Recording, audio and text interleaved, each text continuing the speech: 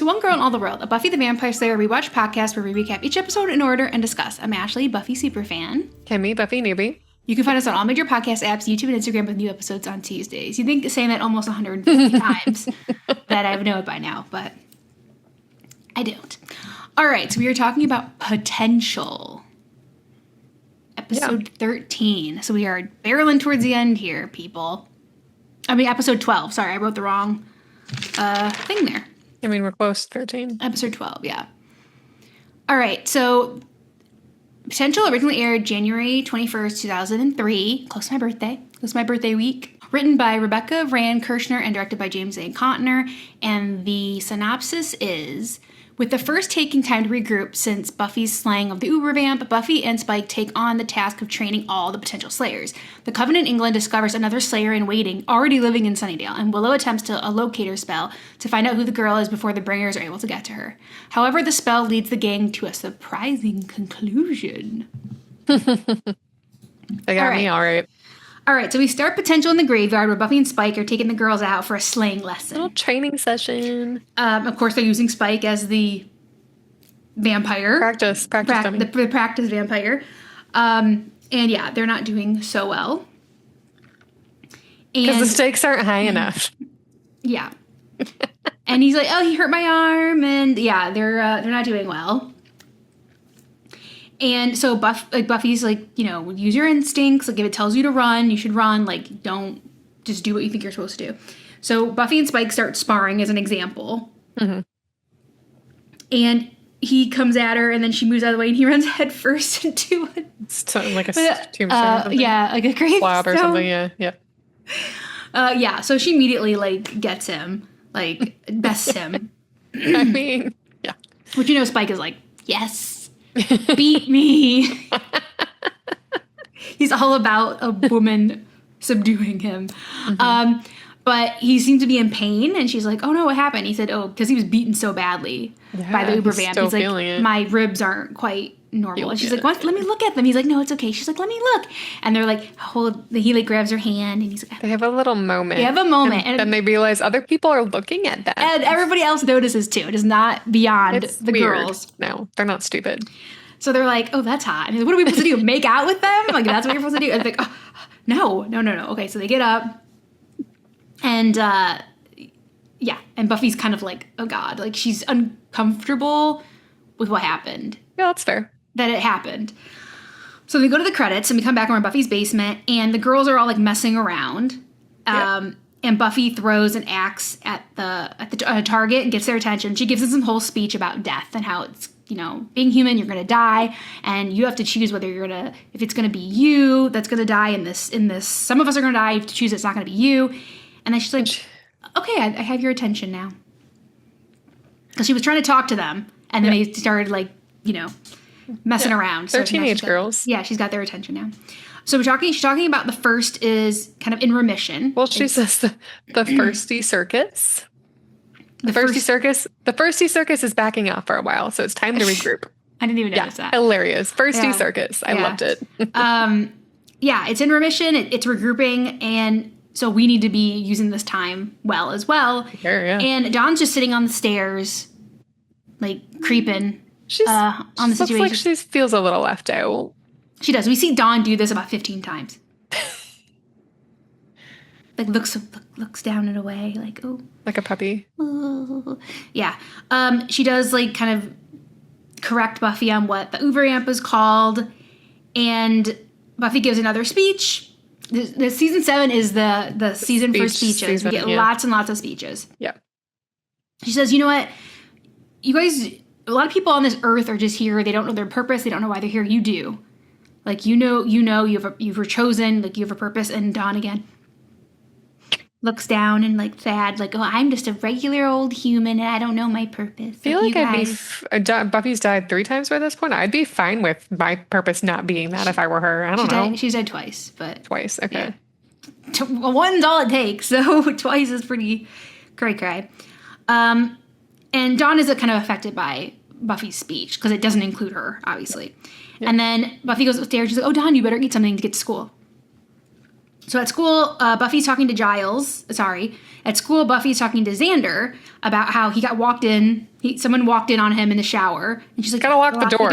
You gotta lock the door. It's not hard to lock the door. That's like showering in someone else's house 101. Yeah, 100%. It's just weird to not do it. And then she checks in to see if Giles has checked in. No, he hasn't. She's like, okay, he was going to pick up that girl in Shanghai, but we haven't heard from him. So, okay, let me know if he does. And then Amanda comes into her little cubicle. And she says, do people ever think you're weird? And Buffy's like, well, you know, in like a, yes. Like in a funny, quirky, yeah, they do think I'm weird. And then she talks about how this boy that picks on her, now she kind of wants to pick on him, and that means like she likes him. Does that mean that he likes her because he's picking on her? She's like, sometimes that teasing can be like how people relate to each other or being mean to each other. And she relates goes off like on this whole side thing where she's talking about Spike, but she's not. She's relating this whole conversation to her and Spike's relationship. She's like, sometimes, you know, that's how you relate to people, and then it leads to bad things, and then but they're over. The things are over. They're completely over. Yeah. And then Amanda's like, what? Yeah, she's lost. Yeah, so Buffy's definitely got Spike on the mind, and this like kind of like rekindling of moments between them or whatever. Yeah. So at Buffy comes home to chaos. Everybody's fighting. And she has to, like, get everybody, like, hey, there's guys, broken stuff on the floor. Yeah, like, she needs any more broken stuff in that house. And then Willow comes in and tells them that they have news that a seer from the Coven in England contacted her and let her know that they located a potential in Sunnydale, so someone that's already living here. Yeah. And Buffy was like, oh, I was going to take the girls out tonight for, like, a training session, but maybe I shouldn't because I have to find this girl before the Bringers find her, because obviously there's tons of Bringers around. And Willow says, no, that's important. You should do that. I'll do a locator spell, and hopefully like we can locate her. We can get her. And again, Dawn is sitting there looking left out. Oh, and I forgot to mention that this is usually Buffy's birthday episode every year, but we don't get one this year. Oh, how old would she have been? Like 21? Yeah, 20. I think 21, 22. I can't remember. Okay. So in the kitchen, the girls are getting ready for the outing. They're picking out their weapons of choice. And Dawn is trying to relate to them. She's like, oh, I've killed things. And Andrew wants to go. He wants to get out of the house. I can't believe it. Yeah. He's under house arrest, so he wants to go. He's bummed he can't go. Yeah, and Buffy's like, absolutely not. And then Spike arrives. He's like, okay. And Spike, Buffy, and the girls all take off. And Dawn looks left out again. And she looks left out. So in the dining room, Willow and Co. So it's Willow, Dawn, Anya, and Xander. And Andrew's in the house, but he's not there at the table. Not there, yeah. It's basically the Scoobies. Yeah. Minus Buffy and Giles. Spike. And Buffy and Spike. I guess I don't think of Buffy as a Scooby. She's like the main... Scoobies, I guess I think of Scoobies as like the Robins of the Batman. I don't know. Mm-hmm. The side people. But there is no... Like, you think about it that way. In the Scooby Gang, there is no leader. No, or is it Fred? I don't know. Maybe it is. But, okay, yeah. Okay, anyway. Dawn says, well, you know, she probably goes to Sunnydale High, right? And Will said, yeah, I mean, that would make sense if she'd be the right age. And so Dawn's kind of like being like, I wonder if it's this person in gym class, or this person that's my lab partner. That'd be weird. So she explains, she has a map out on the table, and she explains a light will illuminate the potential. And it will like show the location on the map, and then it will go and like light her up, so they'll kind of get an idea of where she is, and then they have to like quickly follow the light. Yeah. So they end up doing it, and it seems to fail. Like a light comes out of she does it in the fireplace. Smelly light. A big smelly light. And they're like, oh, and so she's like, oh, and it just sits there. It doesn't do anything. Mm-hmm. And she's like, oh, I think I've messed it up. So she's like, okay, I'm gonna try again. So Dawn says, okay, yeah, I'm gonna open the door and like air the place out because it's really reeks. It smells like sulfur, yeah. And then as soon as, so like rotten eggs. And as soon as Dawn goes to the door, the light follows her and then like shoots through her and like throws her up against the door. Yep. And they're like, uh-oh. Yeah. Dawn is the potential slayer. So everyone's just like freaking out. And and Well, they're they're like, saying, should we call Buffy? She didn't bring her phone. Dawn Yeah. seems overwhelmed, despite the fact that she kept looking so left out. yeah. It's like she doesn't want to be left out, but she doesn't know if she wants to be potential either. And they're saying, Buffy will train her. She'll have to like just get in with the training, like with everybody else. And then Anya reminds everybody how it's an early death, a short, brutal life. Mm-hmm. Thanks, Anya. And like she's like, wow, this is so exciting. Buffy's gonna be like, Willow's like, Buffy's gonna be so happy. I'm like, would she be happy? Which I think Xander does bring up in a minute, but Dawn doesn't know what to think, really. Yeah. But she's like, I just need a minute. She's grappling with this whole thing. So she runs up the stairs and she hears them talking down there. And Xander says, I don't know if Buffy's going to be happy about this. She knows what it means. She doesn't want it for Dawn. She wants Dawn to have like a normal life. So I agree with him. Like, I don't think Buffy would be jumping for joy that her sister is like in this line of like everything that she's had to sacrifice and her life multiple times and on other things in her life, her literal life, and then like having a life. She doesn't want that for her little sister. So I agree with Xander. She literally sacrificed her life for Dawn's life. Yeah, exactly. So Dawn would never have to do something like that. Yeah. So yeah, I agree with Xander that Buffy would not be excited about this. No. And Dawn just like sneaks out the window. Yeah, she's like, I can't deal with this right now. So at the demon bar, Buffy brings the girls in. Oh yes, and they're like, oh, this is, and she's like, it's like a gay bar but with demons. Yeah.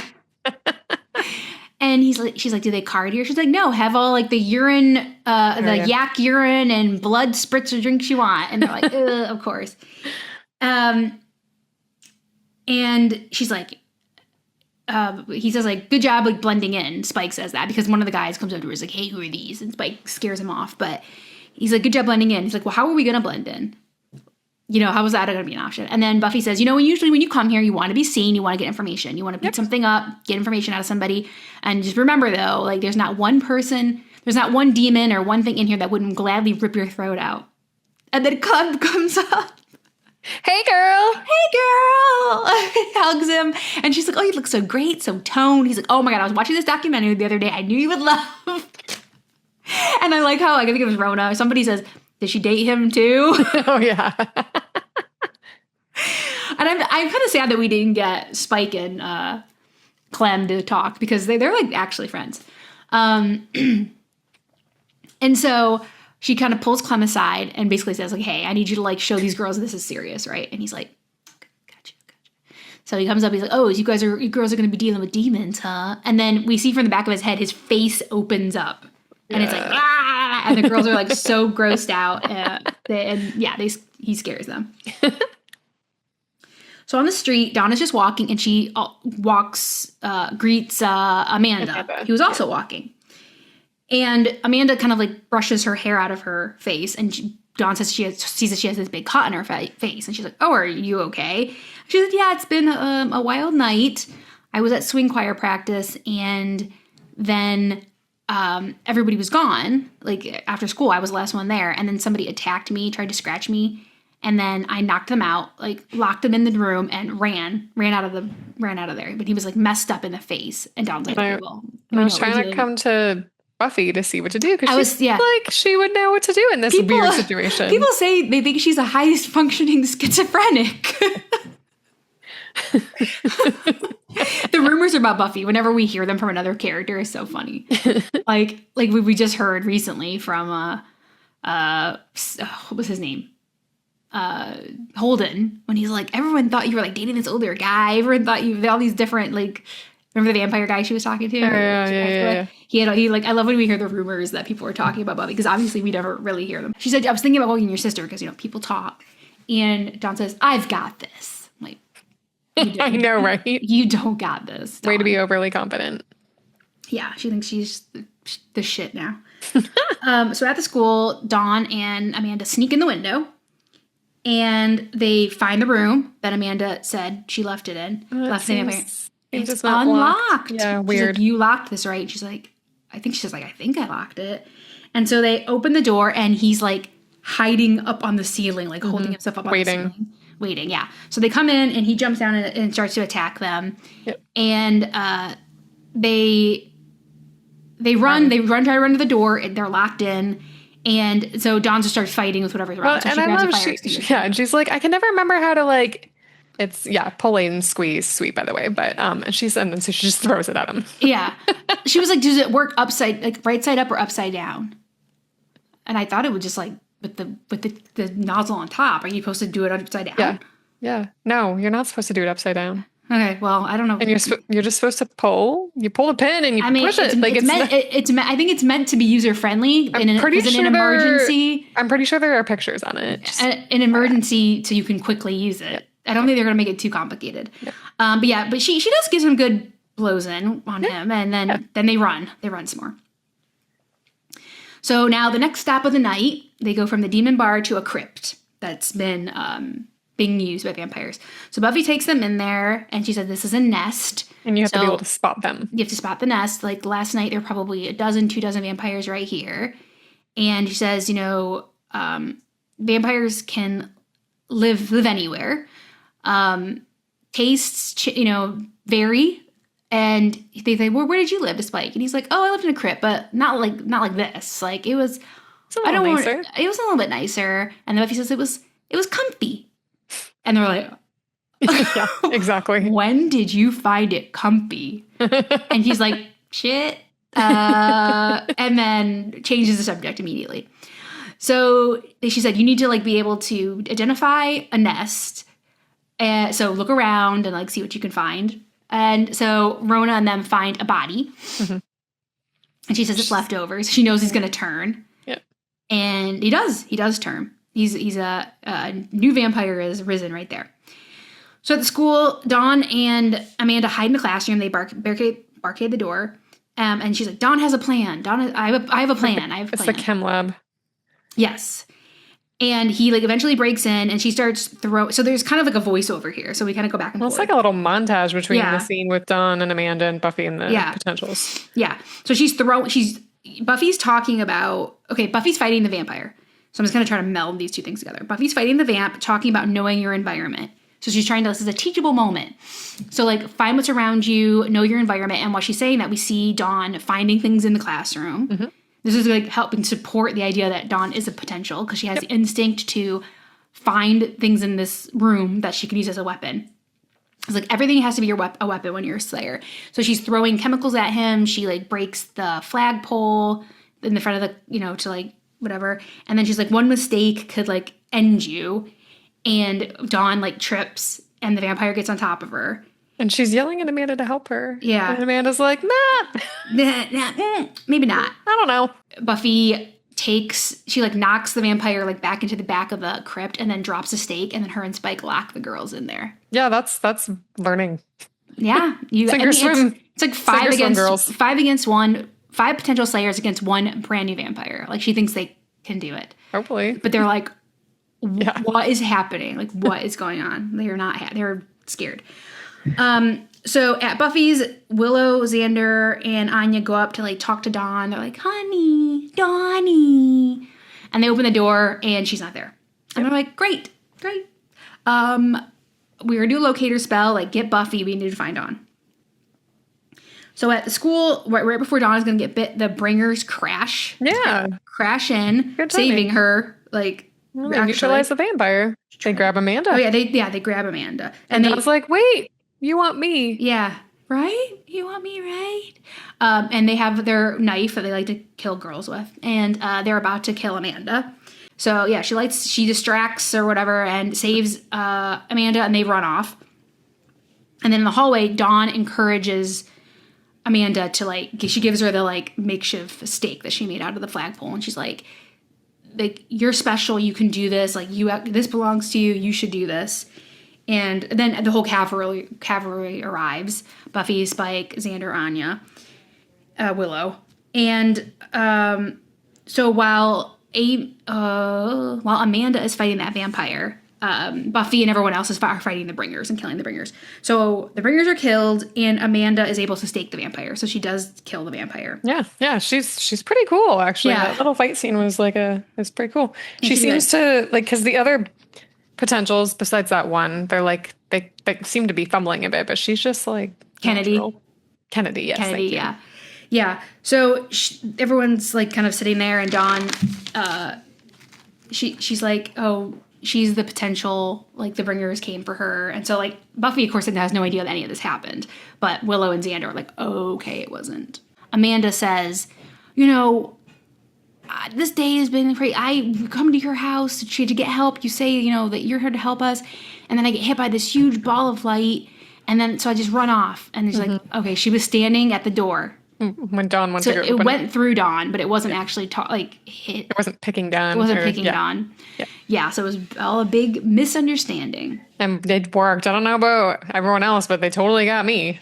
Yeah, especially when they did that voiceover with Buffy, like explaining like what a Slayer needs to do and like the instinct, and like you're seeing Dawn do it. Yeah. So that definitely like supports the idea that it is Dawn. Yeah. And it makes sense because they talked about earlier, we didn't mention it, but they talked about earlier how Buffy and Dawn share that blood because the monks made Dawn out of Buffy. Exactly. So that makes sense that she would be a potential Slayer. Yeah. But apparently not. So at Buffy's, the girls are all regaling Amanda with a tale of how they all together took down a vampire. They had to work together. They worked together, and they're like, oh, yeah, you did this, so I could do that. So they're all very proud of themselves. This is a confidence boost they needed because they've never, went up with a vampire before. And then they're like, what about you? You did it all by yourself. That's pretty cool. And Amanda says, I don't know. I just felt this, charge, and I just, took over. And I was just felt like I knew what to do. And they're like, yeah. They can all relate to this. And Dawn's listening. With the face. Stop it. You know you didn't want it, so. I'm just adorable. She doesn't want to be a potential, but she doesn't want to be left out. Yeah, it's like, what do you want, Dawn? Yep. What do you want? Yeah. To be a sulky teenager. Yes. She's like, so I'm just happy now. So she tells Buffy that Buffy's going to take the girls to do some more training, or bring Amanda up to speed. And Dawn tells Buffy that she's going to do some more research on the first. And she's like, okay, yeah. And they go downstairs, but Dawn starts doing research, and Xander kind of comes up to her, and he's like, yeah. And so Xander says, I heard what you said to Amanda, when we first all got there. And he says, look, no one knows more about not being chosen than I do. For 7 years, I helped the Slayer, and everyone watched my friends get more powerful, like a Slayer, a witch, a demon. He talks about Oz being, a werewolf. Werewolf, yeah.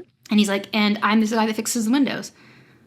So I know what it's like where you're coming from, that you feel like everyone's chosen but you. Yeah. And he does this really nice speech. To be close to the spotlight without being in it. They'll never know. He's like, they'll never know what it's like to be so close to the spotlight but never stepping in it. You're not special, you're not chosen, but you are extraordinary, because when you knew it wasn't you just gave Amanda the confidence and handed the crown over. You handed the crown over without hesitating. Yeah, without hesitating. So he really compliments her on that. And then she says, maybe that's your power. And he's like, what? And he's like, the seeing and knowing. Because he's like, I always see all this stuff because no one's looking at me. So I see this stuff. And John's very moved by this speech. He gets all teary-eyed. So it's a very, very nice speech. It is a very nice speech. And it's the end of the episode. Yeah. So they have a little moment, which I think is perfect for them to have. Because of, because they're the most normal outsiders of the two. Yeah, even though they're not really outsiders, but yeah. Dawn was a literal ball of energy turned into human, so I can say she's exactly normal. But yeah, she's just feeling a little too normal right now. So my favorite quote was basically from that conversation. It says, Xander says, they'll never know how tough it is, Donnie, to be the one who isn't chosen, to live so near the spotlight and never step in it. But I know, I see more than anybody realizes because nobody's watching me. I saw you last night. I see you working here today. You're not special. You're extraordinary. And I loved that. That was so nice. It was really nice, yeah. And then my favorite scene was that whole speech at the end, the whole conversation between Dawn and Xander. I just thought it was perfect. And I don't even know if I would have it was so obvious and needed and perfect for this episode, but I didn't see it coming.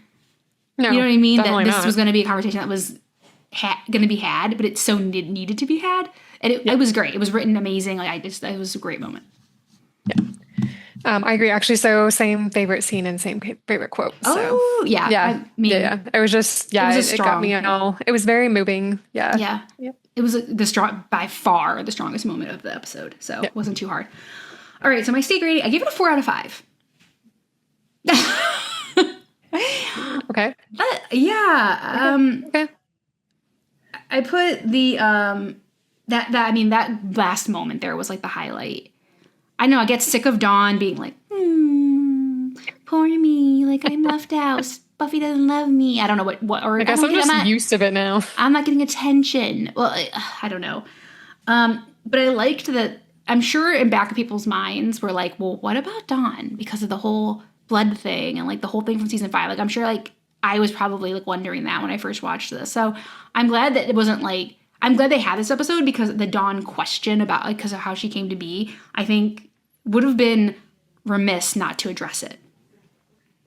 But overall, I did not, it's like a Dawn-centric episode, so I'm not as invested or interested. But that ending was really good. So 4 out of 5, I mean, whatever. I never rewatched this episode. Except for the first scene, when Buffy and Spike have a moment. Of course. I really like this episode. I gave it a 4.8. Dang, okay. When you said 4, I was like, oh. So Dawn was slightly annoying, but like, I don't know, it wasn't, she was like quietly annoying, so I think I was able to put up with it. Maybe I should give it like a 4.3 or something. Now I feel bad. But I really liked the how they introduced Amanda. That was cool. Yeah, and then they totally like sidetracked you with the Dawn thing, and I was like, oh yeah, I've totally invested. Dawn is definitely a potential, basically through the whole episode. That was really cool, and then just also the parts where they had the potentials like working together, like they're finally coming together as a little cohesive unit. That was pretty cool. Like nothing huge happened in this episode.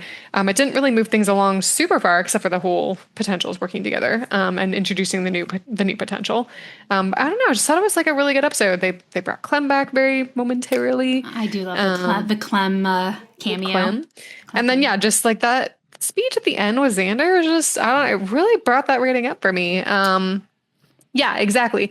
Like he talks about, like you said, watching all of his friends get more powerful as he fixes windows. And he said, you handed the crown to Amanda without a moment's pause. It's hard not to be chosen to be so close to the spotlight without being in it. Yeah, and then that you're not special, you're extraordinary. Yeah. And then maybe he should get a cape. Yeah. Yeah, okay. Maybe it's like a 4.4. I think one of the things I like about us is that we don't always agree on things, and we're gonna see different episodes in a different way. True, but all your points are good. You're making me appreciate it more. And I think just compared to the last episode, I think I gave it a 4.5, which is still a decent rating. But like, I liked it a lot better than Showtime. Okay, I'm gonna say 4.4. Okay, I'm gonna give it almost a half of a steak. Okay, so that is potential. Or not potential. All right, well, I guess it is potential. It's Amanda, not Dawn. All right, so the next episode is The Killer in Me. I don't know what this could be referring to. Okay, so you're never going to... I don't expect you to get this. Oh, great, one of these questions. Yeah. Why does Buffy call a flower shop? Hint, it's not for flowers. It's not for flowers? It's not for flowers. Why would anyone call a flower shop that isn't for flowers? Okay, so the flower shop must be some sort of vampire drug front. I don't know. Vampire drug front? Yeah. You're getting kind of warm, but you're also very cold at the same time. All right. So it's a vampire. We're going with vampire drug front. Yep. Mm-hmm. That's what we're doing. Okay. All right. All right, so that wraps up Season 7, Episode 12, Potential. Again, you can find us on all major podcast apps, YouTube and Instagram at One Girl and All the World Pod. You can also email us at onegirlpod@gmail.com. Thanks for joining us. We'll be back next week with Season 7, Episode 13, The Killer in Me. See you real soon. Bye.